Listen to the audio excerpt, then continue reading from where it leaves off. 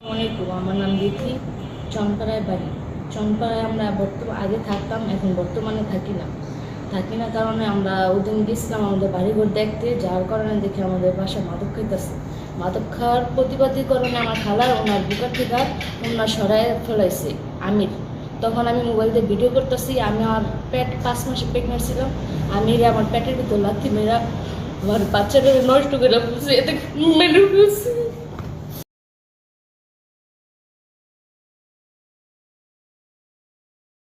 এই পশ্চিম দিকে ফিরে আমি আল্লাহর হাতি নাজির করে করতেছি, এটা সম্পূর্ণ মিথ্যা কথা কইছে ওরা। আমির বসি নয়ন অগ আমরা কোনোদিনও মাদক বিক্রিগত দিইনি, আর অগ বাসায় বিতিগ বাসায় কোনোদিন আইতো দিইনি। এটা কইছে মিশা কথা কইছে এটা। বসির আর নয়নে আর কোনো সময় এই যে মদ মুদ খাইতে বা আবিজাবি খাইতে আমরা কোনো সময় দিইনি। আর এই বিতিগ ভাষা আইতো কোনো সময় দিইনি। আমির, নয়ন, বশির, রশিদ এদেরকে আমি কখনো মাদক সেবন করতে দেখি না এবং শুনিও নাই। এদেরকে দেখি ভালো কাজে জড়িত। এরা কবরস্থান উন্নয়নের কাজ করছে, পাশে একটা আঞ্জুমান কাজ আছে, এই আঞ্জুমানের কাজ করছে। এরা ভালো ভালো কাজে, উন্নতর কাজে তাদের আমি জড়িত দেখি। খারাপ কোনো কাজে আমি তাদেরকে জড়িত দেখি না এবং শুনিও না। আমির, বশির, নয়ন,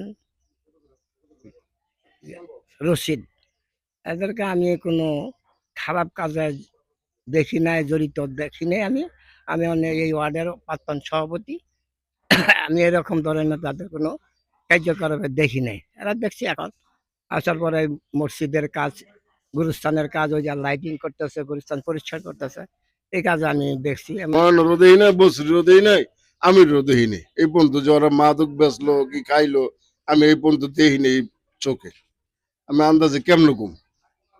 মাদক খায় নাই, ঠিক বাসায় কোনোদিনও ওরা আহে নাই। আমির, বশির, নয়ন, রশিদ যে ওদের কথা বললো, যে ওরা মাদক সেবন করে, যে ওরা মাদক বিক্রি করে, অথবা এই বাড়িতে আমার মনে হয় না কোনোদিন এই বাড়িতে ওরা একটু তাকাইছো। কারণ ওরা তো ওই সরকার পতন হওয়ার পরে যা আকাম কুকাম করে এখান থেকে পলাইছে। আবার ওরা বড় মাদক ব্যবসায়ী ছিল, এই মাসুদ, এই ওরা ওরা উত্তর দোষ। আর ওরা পুরো প্ল্যান করে আইছে মারামারির উদ্দেশ্যে, কিন্তু এই জায়গাটায় ওরা ওই উত্থাপন করছে। অথচ আমরা যারা এখানে যারাই আছে, এই যে নয়ন, আমির, বশির, ওরা তো এখানে থাকে। আর ওরা দূরের থেকে আগমন করি এই মারামারি পর্যায়ে দাঁড়াইছে। আর ওই যে বিথির ব্যাপারটা আমি তুলনামূলকভাবে সম্পূর্ণভাবে জানি। মারামারির প্রস্তুতকালে আমি ছিলাম।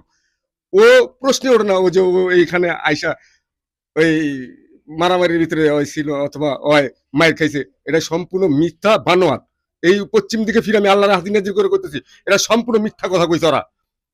ওরা যারা ইয়ে করছে এটা সম্পূর্ণ আমলিকের দোষ, এবং আমলি করে এটা পূর্বেগত ভাবে ওরা এইখানে আকাম কুকাম কইরা মারা, যে মাসুদ ওই যে ইয়াসিন, এরা সম্পূর্ণ রূপে ওরা এই খারাপ কার্যকলাপ লিপ্ত থাকতো।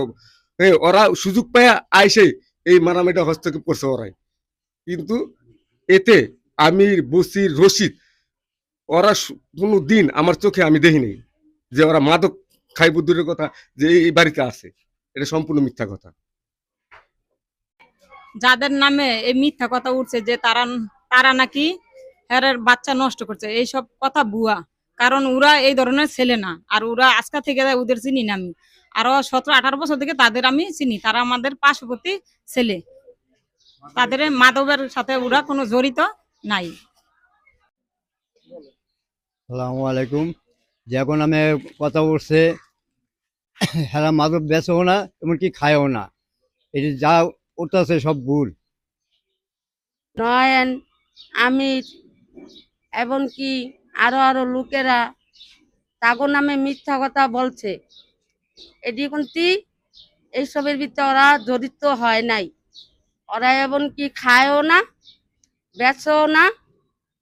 তবে যেটা নিয়ে লাগছে সেইটাই এলাকার ভিতরে বিচার আছে, এলাকার প্রতিনিধি শামিন ভাই আছে, এলাকার মুরব্বী আছে, আরো লোকেরা আছে।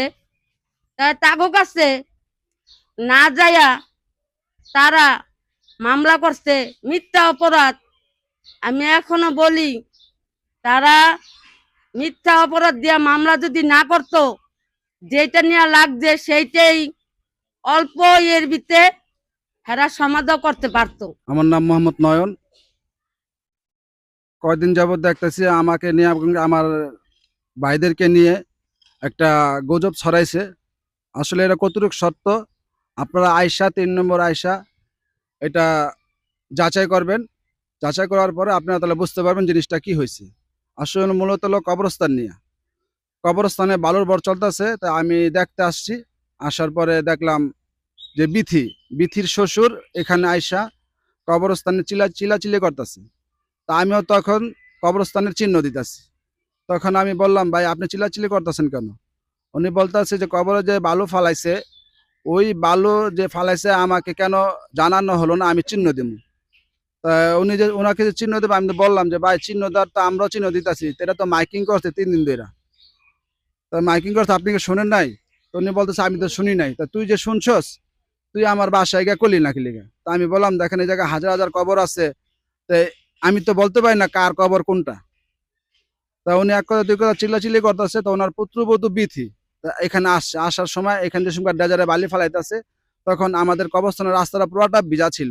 তাই কবরস্থানের রুটের পাশে যে রুটটা, এই রুটটা পুরোটা ভিজা ছিল, জোয়ারের মতো পানি যেতেছে। তখন ওনার শ্বশুরে উনি টান দিছে বিথিরে যে তোর চিল্লাচিল্লি করা লাগবে না, তুই যা, আমি কথা বলতেছি। তো ওই হাতিটা টান দিয়েছে মতো উনি পিছ লেখায় পড়ে গেছে। পিছ লেখায় পড়ে যাওয়ার পরে উনি দেখলাম হাইটা চলে গেছে। এটা ঘটনাটা ঘটছে 16 তারিখে।